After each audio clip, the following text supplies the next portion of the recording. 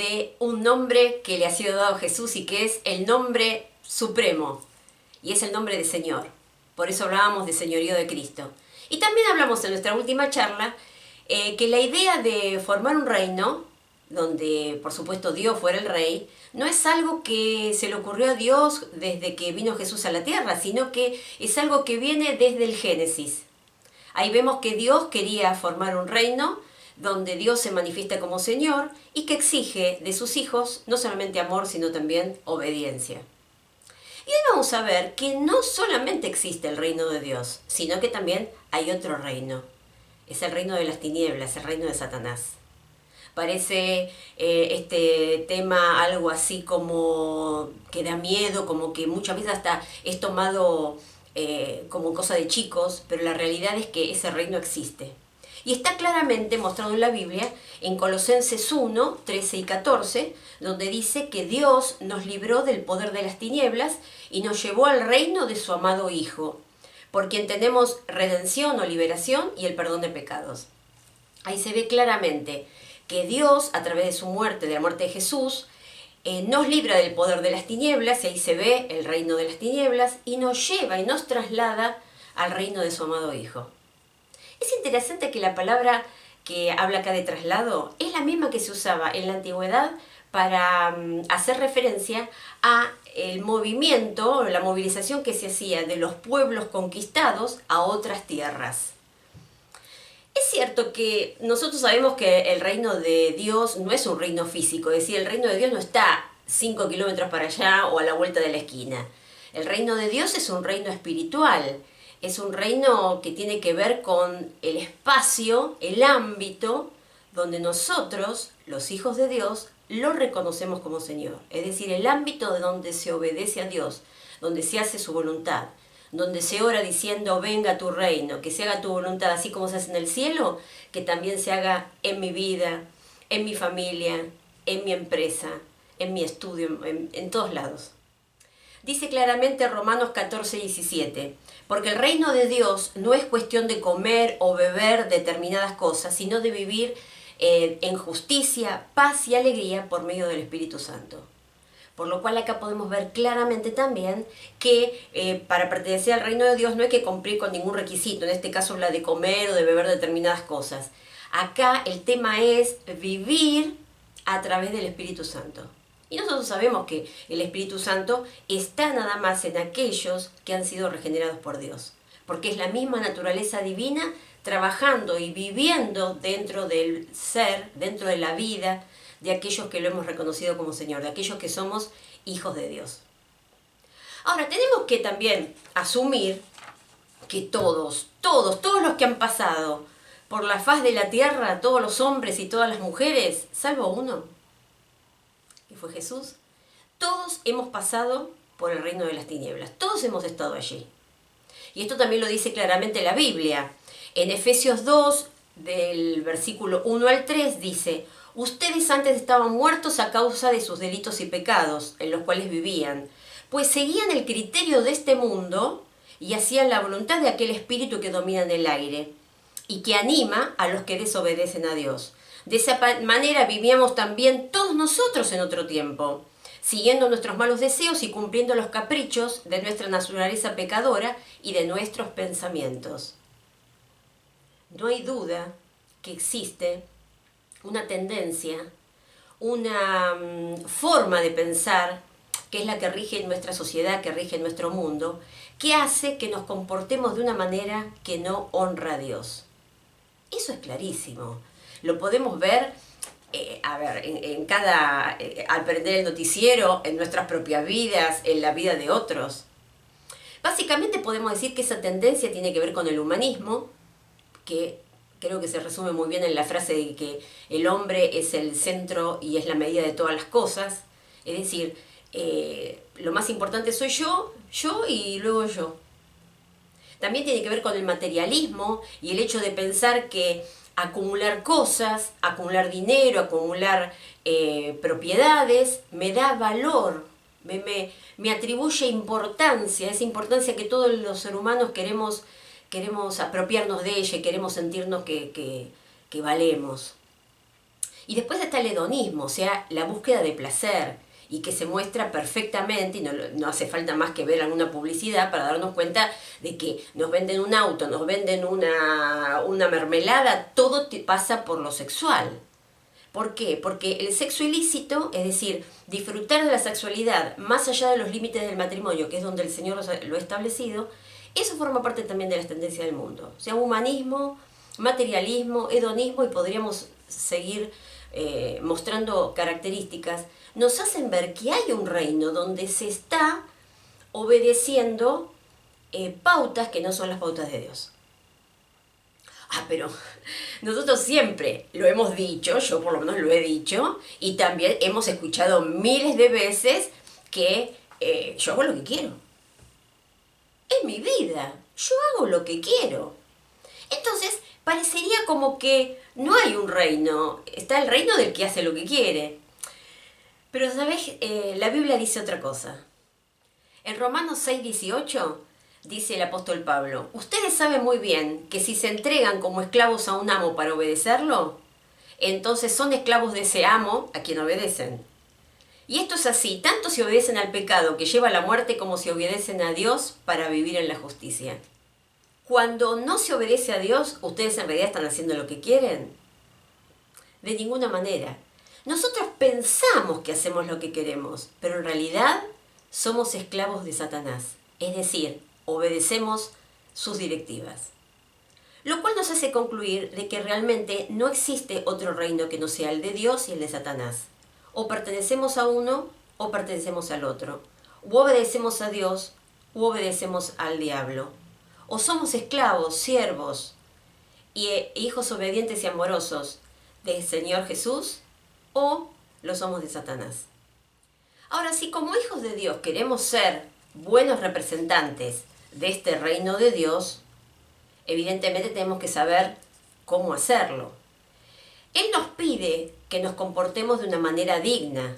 Eso se ve claramente, por ejemplo, en 1 Tesalonicenses 2, 1 al 2, donde dice: les hemos encargado que se porten como deben hacerlo los que son de Dios, que los llama a tener parte en su reino y en su gloria.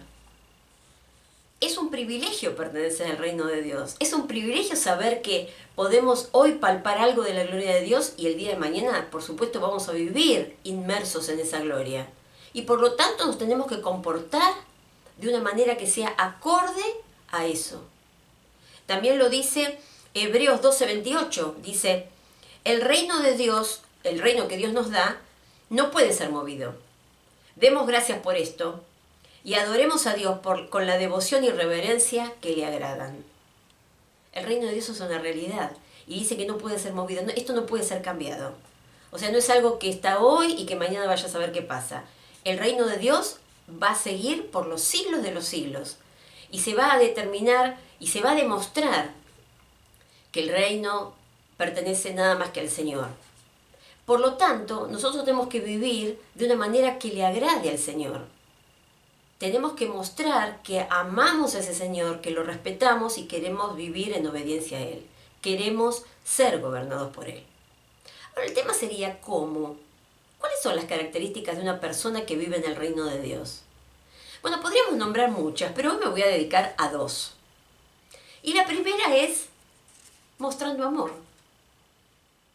No hay, creo que, forma más evidente de mostrar que pertenecemos al reino de Dios, es decir, que nuestro Rey es Dios, que somos gobernados por el Señor, que cuando mostramos amor.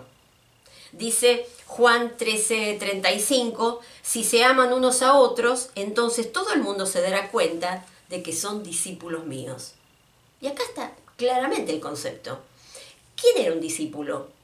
Era una persona que seguía a su maestro, y seguirlo no significaba nada más que ir atrás de él, significaba aprender de él e imitarlo. Entonces acá dice también claramente que aquellas personas que queremos seguir a Jesús, que queremos imitarlo, que queremos obedecerlo, todo el mundo se va a dar cuenta de que somos de esos discípulos cuando ellos vean que nosotros nos amamos unos a los otros. Ahora, es importante, y yo creo que no está de más volver a repetir o recordar lo que significa amar. Acá, justamente las tendencias de este siglo, de esta forma de vivir, de esta sociedad en la cual estamos inmersos, nos muestra a través de propagandas, a través de frases, de refranes, y también, por supuesto, de actitudes y de ejemplos, que el amor es un sentimiento, y que hoy hay mucho amor, hay mucha pasión, y mañana, ¡puf!, se fue. Sin embargo, la Biblia nos dice otra cosa. La Biblia dice que el amor es una decisión, no es un sentimiento. Por eso el Señor nos manda a amar. No nos podría mandar a sentir algo, pero sí nos puede mandar a hacer algo que tiene que ver con nuestra voluntad, la decisión de amar. Entonces, cuando pensamos en decidir amar, estamos pensando en decidir de una manera consciente y firme a buscar el bienestar del otro. Decidimos de una manera consciente y firme y decidida a buscar el bienestar del otro. Entonces, fíjense cómo este versículo que leímos antes quedaría si nosotros cambiamos el verbo amar por esta definición que acabamos de poner. Diría, si ustedes se deciden a buscar siempre el bien del otro, entonces todo el mundo se dará cuenta de que son mis discípulos. Bueno, esta es una decisión fácil porque hay mucha gente que la verdad que es amorosa, es personas que no les cuesta a uno amarlas de ninguna manera porque es como que se merecen ese amor. Pero hay otros. Y ahí empezamos con los, bueno, pero... Sin embargo, el Señor no pone condiciones a esto, es decir, no dice que tenemos que amar a algunos y a otros no. Es más, Él es abarcativo. Él dice que tenemos que amar a nuestro hermano, que tenemos que amar a nuestro prójimo, y llegó a decir que tenemos que amar a nuestros enemigos. O sea que no tenemos escapatoria. Tenemos que amar. En el reino de Dios se ama. Esa es la condición. Ahora, vos podés pensar, ¿pero qué significa eso?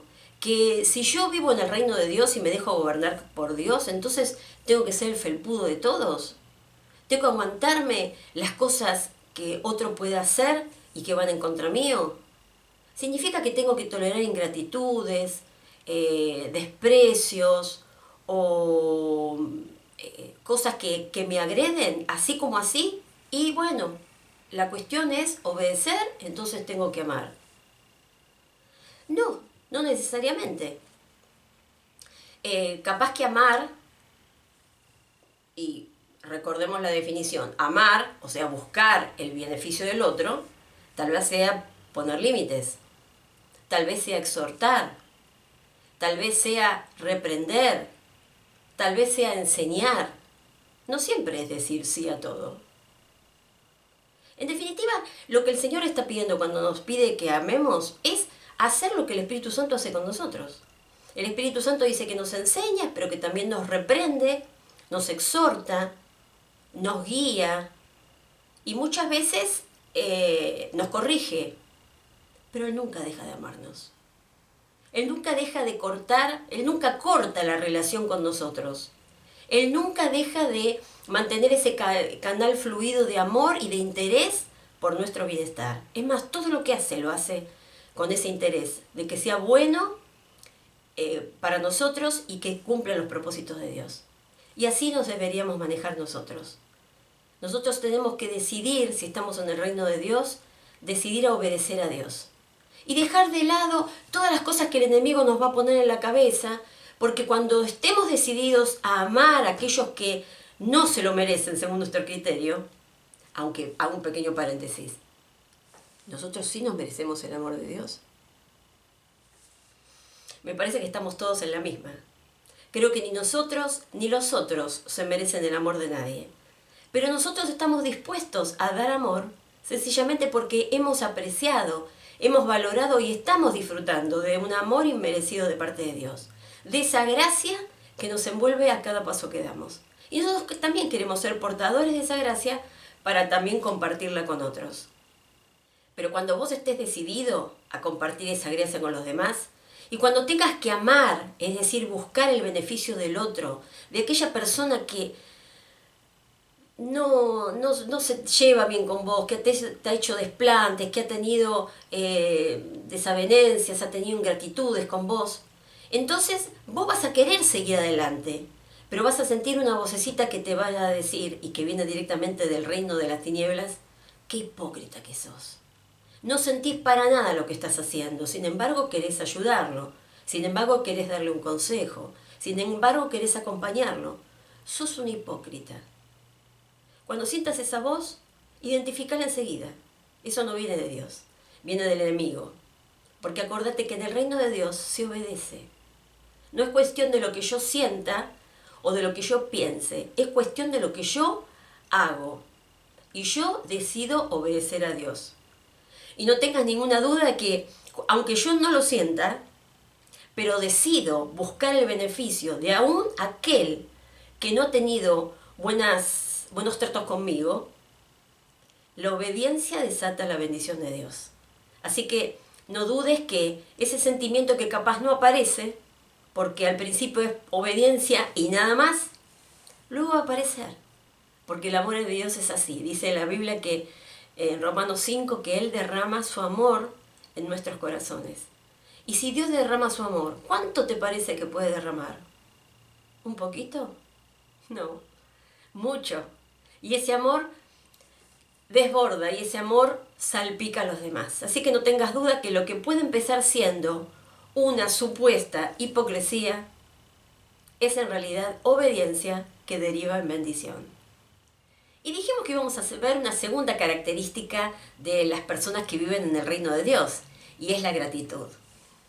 Dice 1 Tesalonicenses 5:18, den gracias a Dios por todo, porque esto es lo que Él quiere de ustedes como creyentes en Cristo Jesús. Dar gracias a Dios por todo. ¿Por todo? Pero no sabés las cosas que tengo que sufrir. No sabés las cosas que me pasan. Por eso también tengo que dar gracias a Dios. Y ahí dice todo.